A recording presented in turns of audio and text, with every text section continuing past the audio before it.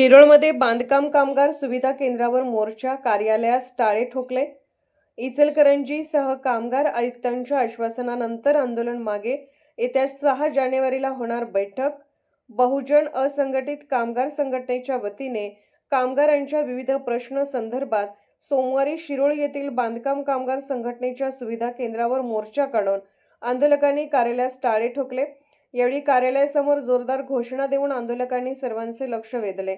दरम्यान कार्यालयाच्या प्रतिनिधींनी इचलकरंजी येथील कामगार आयुक्त कार्यालयाच्या सहाय्यक आयुक्त जानकी भोईटे यांच्याशी संपर्क साधून आंदोलनाची माहिती दिली. यावेळी येत्या 6 जानेवारी रोजी कामगारांच्या प्रश्नांवर बैठक बोलवण्याचे आश्वासन भोईटे यांनी दिले. कार्यालय अधिकारी व आंदोलक यांच्यात झालेल्या चर्चेनंतर व लेखी आश्वासनानंतर अखेर आंदोलन मागे घेण्यात आले. शिष्टमंडळाच्या वतीने बांधकाम कामगार मंडळाच्या शिरोळ सुविधा केंद्राचे मीनाक्षी सणदी यांना निवेदन देण्यात आले.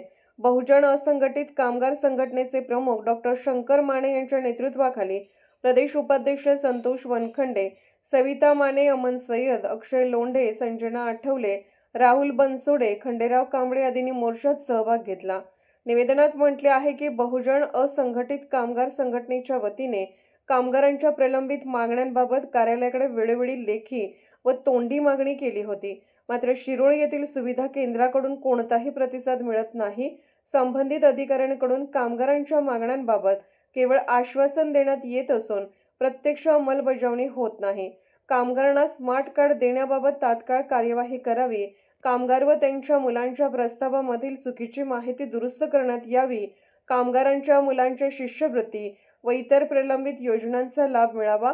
कामगार नोंदणी व नूतनीकरणाचे सर्व प्रलंबित अर्ज निकाली काढण्यात यावेत आदी मागण्या करण्यात आल्या असून तात्काळ अंमलबजावणी करणे आवश्यक आहे.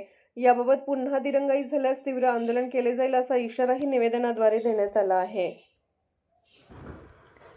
पोलीस होप इंडिया न्यूज चॅनलला लाईक करा, शेअर करा आणि सबस्क्राईब करा.